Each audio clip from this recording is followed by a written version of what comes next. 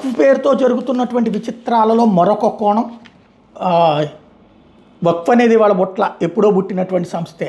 ఇన్నాళ్ళు లేనిది ఇవాళ రైతుల భూమి వాళ్ళది ఎట్లా అవుతుంది?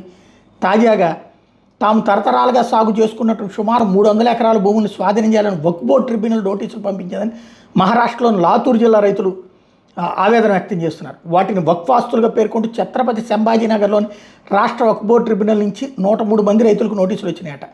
అవి వక్ఫ్ ఆస్తులు కావని, తరతరాలుగా తాము సాగు చేసుకుంటున్నామని రైతులు చెప్తున్నారు. దీని మీద ఇప్పటికే ట్రిబ్యునల్లో 2 సార్లు విచారణ జరిగిందని, ఈ నెల 20న మరోసారి విచారణ. అందులో ఉండేది కేవలం ముస్లింలకు సంబంధించినటువంటి ప్రతినిధులే.